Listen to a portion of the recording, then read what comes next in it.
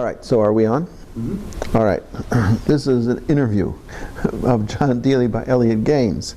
And he's asked me to indicate that he's free to use this, which he has, trusting his discretion.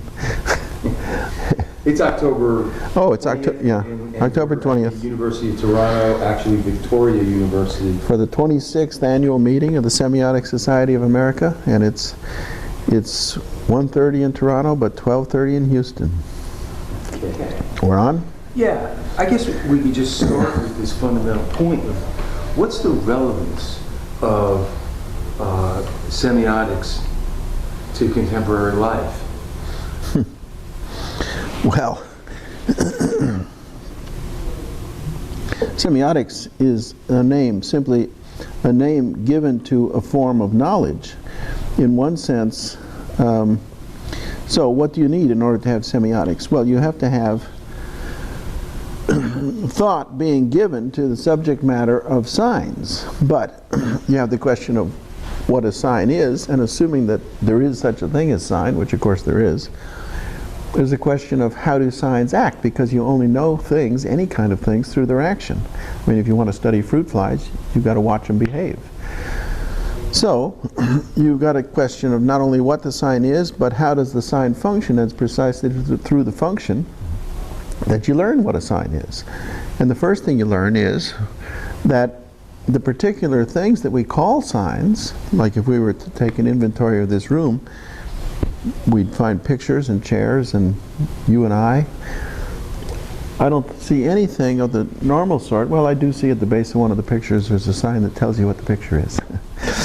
But those sensible things that we pick out to say there's a sign, when you become conscious of how it functions as a sign, you find out that if you take that sign, put it under a microscope, subject it to chemical analysis, there's nothing in the physical structure that actually makes it be a sign.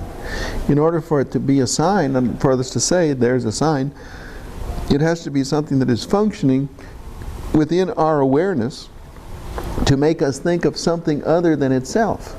Now, the connection between that thing and the other than itself is actually invisible. It's a relationship, and like any relationship, it can't be seen or touched. All we can see or touch are things that are involved in relationships. So there are things that function as signs for animals. There was a 20th century philosopher who died, I think in 74, third decade of the 20th century, who made the point that all animals make use of signs. But realizing this, that what makes something function as a sign is its involvement in a relationship, and the relationship itself is invisible, intangible, inaudible. He said, other animals than humans make use of signs. All animals make use of signs, but only human beings know that there are signs. Now, as a matter of fact, if you go down through the history of these questions, you know, the study of signs seems to be rather narrow, and to some extent seems to be it almost tends to close things down in the human sphere, because it's only in the human sphere where we have things especially set up as signs, like monuments or traffic signs or our language, you know. So you discover with some surprise, in fact it's almost unbelievable, that nobody in the ancient world, and by the ancient world I'm talking about Greek philosophy between the 7th century before Christ up to about the 4th century after Christ, none of the major thinkers or schools thought of language as a system of signs. To us, since we think of language not only as a system of signs but as the dominant system of sign, that appears to be almost unbelievable. But when you go back and study the sources and begin to look at the evidence with this hypothesis in mind, you find out that in fact it's true. Pretty amazing. So, the awareness of signs in nature, you find in the ancient world, in this period I'm talking about, the extension of the idea of sign to the world of culture comes about, as far as our written records, surviving written records go, comes about through the writings of Augustine, and then after Augustine it permeates the cultures. There's not much interest in signs. In Thomas Aquinas, for example, 13th century, he never treats of signs as such. He treats them on his way to the discussion of other matters. And that's the only interest that modern philosophy has in them. The development of modern science. You know, they'll use clues in nature to come to understand the nature of things. But the first time you begin, in modern times, the first time you begin to focus on the question of what signs are, and begin to do it with the realization that signs are not a particular class of things, but are these relationships among things which make one thing function as a sign, and then it turns out that every object either does or can function as a sign, and in fact probably does. You know, there's almost no such thing as an object which is not also a sign, because you no sooner become aware of an object than immediately it begins to dissolve into signs, you know. So this comes about through Charles Sanders Peirce. But since a sign consists in this relationship, and these relationships sometimes come from the world of nature, sometimes come from the activities of the mind, and not only of the human mind, but from any mind, animal mind as well, you're instantly, in getting into the doctrine of signs, you have completely dissolved or disintegrated the epistemological paradigm carefully built up by the successors of Descartes, systematized in Kant, the epistemological paradigm according to which there is nothing in our field of awareness which our mind does not 100% constitute. See? It's no longer true. So it's the beginning, as far as philosophy goes, of postmodernity. Now, a lot of the ideas, Peirce was the main modern thinker. I call him the last of the moderns and the first of the postmoderns, because he was the first thinker to fasten upon this. But what still is resisted, still is not appreciated in relationship to Peirce, his basic idea for the triadic relationship was not his original idea. He got it from the late Latins. He got it in particular from the Conebrigenses, who were teachers of Poinsot. So the main thrust forward of semiotic consciousness that comes about through Peirce, the burst, as it were, into postmodernity for philosophy, oddly enough, unlike what's usually and mistakenly taken to be postmodern thought, which is a wallowing in the lack of tradition and in the freedom of the mind to create its own relationships and whatnot. Why don't we pause? I think you better. Okay, we back? Yeah. All right. All right. So the first thing that has to be understood about the importance of semiotics is precisely that there's a kind of irony here. It's the first major postmodern development in philosophy. It's also the development which recaptures the whole tradition of philosophy, because to understand the action of signs is to understand the extent to which the human personality, the human mind, the achievements of science and culture are historical creations, you know? Because what you find out is that all thought is in signs, all interpretation of the world is through signs. The difference between the sciences and the humanities comes down to a sorting out of the different role of mind-dependent and mind-independent relations. The ones that want to insist exclusively upon science turn out to be the people who think in terms of a very narrow definition of reality, in terms of what exists independently of us and regardless of our thoughts, beliefs, and feelings. But it turns out that you can't even get to that understanding of that hardcore reality without bringing in whole networks of mind-dependent relations. Now, these mind-dependent relations are also what constitute the humanities.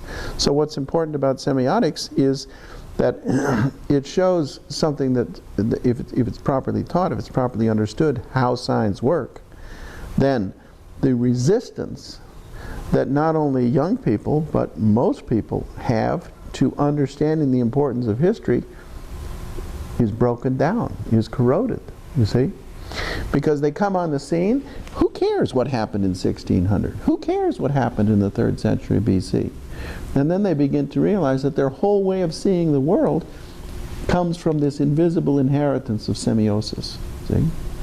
And then the big question in semiotics today, how far does this action of signs extend? Because what's different about semiosis from physical interactions is precisely that you have an influence of the future upon the past. That seems to most people an incredible idea. But as a matter of fact, you know, if you're going to school, supposing you have the most crass concept of education imaginable, that the reason that you go to school is to get equipped to have a job so that you can make a living, you know? Well, then what's the difference between you and a robot?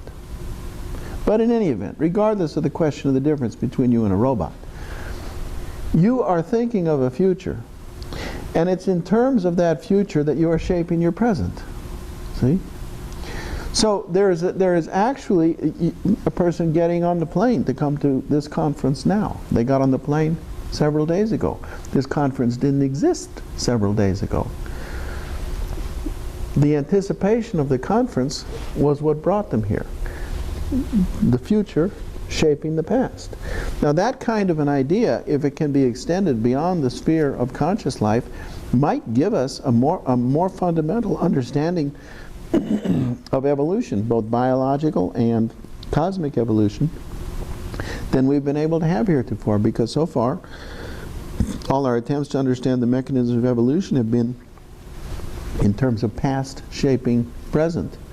But here we have an idea not only of past shaping present, which is easy to understand, but a future shaping present, which is not so easy to understand.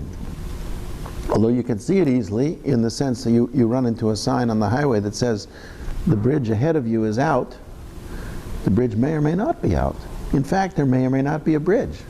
That's a very different kind of action than you find your car heading for a tree, and you know you've either got to turn that car or you're going to crash into the tree. But the tree has to be there to crash into it. But the bridge doesn't have to be there for the sign to get you thinking of bridges, see? So that kind of element of non-being, if you like, is what is distinctive of semiosis. And it turns out that semiosis, the action of signs, permeates all of our thought and all of our interpretive behavior. So what relevance does it have to life today? Do you need to study semiotics in order to live? Fortunately, no, because if you did need to study semiotics in order to live, none of us would be alive, nor would anything else, see? But when you become aware of the action of signs, you begin to thematize the notion of signs. It's no different than when you become aware of rocks and begin to study the nature of rocks. Next thing you know, you have the discipline of geology. You begin you become aware of living things, you begin to study living things, the next thing you know, you have the discipline of biology. Well, when you become aware of signs and begin to study the activity of signs, you have the discipline of semiotics. So I think that actually the semiotic animal, all animals are involved in sign interpretation and activity, but only human beings are aware of it. So there's a certain sense in which you can say human beings are semiotic animals. They're the only semiotic animals. It's actually a new definition, suitably enough, for a new age of understanding. But if you mean by studying semiotics purely practical, what are you going to do with it? How is it going to make you money? Well, you don't need semiotics for that. You may be able to make a lot of money. I know when I first went on Netscape trying to find the website for the Semiotic Society of America, I typed in the word semiotics, it led me straight to an advertising agency, you know? So if your student is the kind of person that thinks that the purpose of life is to make money, well then you've got a problem, because, you know,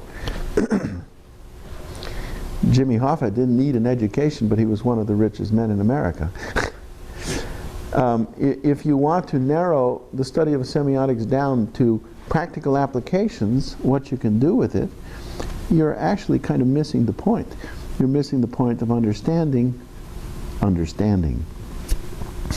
I don't know if that's a very helpful question for your first-year students, or a helpful answer. Well, that's good. If you extend it a little bit further in the same sense, one of the most wonderful things about this conference is the interdisciplinary nature of it. And understanding the definition of a sign and Peirce's motivation, for example. Peirce would apply it equally to physics or chemistry as he would to literary interpretation or understanding what to do if it's a rainy day. Well, yeah, but you have a problem here, because even though the only way we're able to navigate in the world is by the use of signs, whether conscious of it or not conscious of it, there are things in the world which, although our only access to them is through semiosis, they do in fact have a being independent of us, and regardless of how we think, believe, and feel. Nobody has deliberately smashed their shin into a chair crossing a dark room, you know, but almost everybody has smashed their shin into a chair in a dark room. It would be one of Peirce's examples of brute secondness. So semiotics is on the one hand, it is inherently interdisciplinary. Why? Because there's no discipline, there's no possibility of acquiring knowledge except through semiosic means. At the same time, what is being studied in those disciplines is something other than signs. You're using signs to study things which are more than signs. And there's a big difference between signs which make you aware of cultural objects, or signs which make you aware of fictional objects, and signs which make you aware of the physical environment and the nature of the physical world. It's a commonplace today. You take something very obvious. You don't need to be human to see the Grand Canyon. Anybody can see the Grand Canyon, you know, and anybody, any human being, seeing the Grand Canyon is impressed by it. Wow, you know, what a huge ditch. Then you go down the Grand Canyon and you look at it and you just think, wow. If you look at it with sufficiently intelligent eyes, sufficiently informed mind, you see not only a very impressive ditch, you see the history of the earth unfold before your eyes. In the layers of the rock, you see the history of the earth, the age of the dinosaurs. But to see all these things, you have to transform them into signs. But they're not signs that we just make up, you know. So you can't reduce them to conventional signs. So semiotics pertains to every discipline. It's inherently interdisciplinary. But as Semiotics has always tried to insist, it is not itself a discipline in the same sense that geology is a discipline or that biology is a discipline. Because why? I suppose you could say in a way it is a discipline, but it's a kind of enhancing discipline. Semiotics always tried to insist it was not a good idea to have a department of semiotics, especially with a required course in semiotics, introduction to students not interested in it. What he tried to insist was that there are disciplines, but those disciplines, to achieve their full richness and potential, need to be understood semiotically. As soon as you understand them semiotically, you understand them that in the world of being, these disciplines are all interlinked. And semiosis is a way of discovering those links. So it doesn't break down the disciplines, but it does keep the disciplines from becoming compartmentalized. So that's why I think it's an inherently interdisciplinary conference. But you notice that even a conference like this, people from the hard sciences are underrepresented, because there is a tendency to deal with the easy signs. The easy signs are the ones that are completely under our control. The ones that are completely under our control are language. We can sit here and make up an agreement between us as to what the word witches means, or as to what the word atom means, or as to what the word Toronto means, for that matter, you know. So if you concentrate on that aspect of the sign, well, you can have all kinds of fun. You have things that are completely under your control. Or you take, sometimes students ask me, what about deconstruction, you know? And I point out to them, if you construct, say, a simple 3-word sentence, It's a kind of a caricature, but not too much so. You say something. You have an intention. You have what you say to realize that intention, and you have the aspect of the world with which the sentence connects. Now, the first thing you do is you sever the author's intention. It counts for nothing. The words you give a life of their own. You sever the connection with whatever the words refer to. Now you just have the three words. But it turns out you don't just have three words, because if you look at those three words in the dictionary, let us say the first word has 5 definitions, the second word has 9 definitions, and the third word has 3 definitions. Now you've got 12, 17 little balloons that you can combine and recombine in any ways that you like. And suddenly what seemed to be a straightforward statement is saying a whole bunch of things, some of which are sensible, some of which are nonsensible, and maybe almost none of which have anything to do with either the author's intention or with the state of the world. It's a very good way for loosening up texts, but it's not a systematic program, because it can't go anywhere. Once the texts have been loosened up, then what? So you have an ad hoc technique. Let's turn it off. Well, I think that one of the things that's interesting, one of the things that semiotic consciousness brings about, and why there is a different climate, say even for the study of history in this postmodern context, is because the old idea was you got fact on one side, you got fiction on the other, and ne'er the twain shall meet. You know, what you got, is it fact or is it fiction? Like old Hume's idea, you know. Does the book concern matters of fact or mathematics? If not, consign it to the flames. Or you get the idea, like the woman asked me,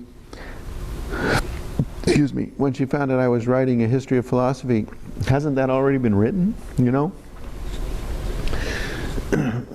There is a difference between fact and fiction, but it's not just a, you know, there's a difference between the United States and Mexico.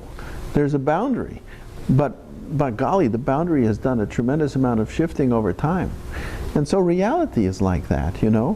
What's real at one time can be fiction at the next, and what's fiction one time at the next time can be real. Now how can that be? Come on, facts are facts. Well, not so fast, you know. When you say facts are facts, you're appealing to the basic idea of scholastic realism, that there are things which are what they are independently of how we think, believe, or feel. And Peirce said, rightly, why is pragmaticism my position, me, Peirce? Why is my position not the position of James or Dewey, and even more, would he say, Rorty? Why not? Because their positions are consistent with nominalism, and nominalism is the idea that all relations are creations of the mind. Whereas my position, pragmaticism, has essential to its scholastic realism. The realization that there is, not only is something which exists independently of our thoughts, beliefs, and feelings, but that we come to partial knowledge of it and need to take account of that in our systems of beliefs and in our civilization and in our future society. Now, how do we take account of that? It isn't that it completely governs us, because what it precisely means to be free, how do we make a better world? In order to make a better world, we have to change the world it presently is. And if we're going to change it, the criteria for changing it we're not going to get from mind-independent being. You see? So that's where I think we're just at the beginning. We call it postmodern for want of a better word. I know it was a word Semiotics always despised, the word postmodern, but why? Because he associated with Derrida, with all those people who just wallow in the free interpretations that the mind can make, regardless of relation to reality, regardless of intention of author. Right? And Semiotics always wanted to insist on the tying of the action of science to the biological nature, to the nature of the physical world, as well as to the world of human culture, the world of free creations. And that's why there's always some misunderstanding, you know, that some people thought, and even today still think, I think, that semiology and semiotics are really just the same thing. It's a question of a different emphasis. It's not the case at all. There's only two possibilities for semiology. Either it's construed along the lines of philosophical idealism, which is fundamentally a dead end and doesn't belong to postmodernity at all, it's ultramodern, or it's a part of semiotics, the part which especially concentrates on the free creation of signs. But that free creation still has to be understood in the larger context of biosemiotics, of physiosemiosis, if there is such a thing, which I think there is, you know. But for sure, biosemiotics. So it's a vast domain, not a tiny one. And it's not one where we can just freely create. It's one where, in order to make a worthy free creation, something worth creating, it has to be based on understanding of mind-independent being as well as what we're creating, because it's the only way that you can make the world better. Which Peirce saw when he put that. I've never really thought through so far that particular distinction or that particular arrangement that he makes with aesthetics, but I've always thought there was something to it. And I've always thought there was something too. I was given quite a bit more thought to his idea that logic is the self-discipline of thought, that is the ethics of thinking, you know. So I think, you know, the day is dawning, but why semiotics is important is because it breaks down the closed-mindedness of students, and it breaks down the exclusively practical orientation. And if you think about it, how many people do you know whose actual purpose in life is to make money? I know such people. So do you. But they're not very many. And they're not very interesting. Although they've got a lot more money than we do combined. So I think semiotics is a tremendously freeing discipline, if you like, but it's a discipline which shows you the importance of the hard disciplines and the importance of science, if you like, you know. But it shows the ways in which science is important for life. I mean, it would be easy to say, who cares what happens in the stars? But it reminds me of the cartoon I saw of the dinosaurs in the New Yorker, where one dinosaur says to the other, the time to think of a shield against meteors is now. Maybe we could end on that note.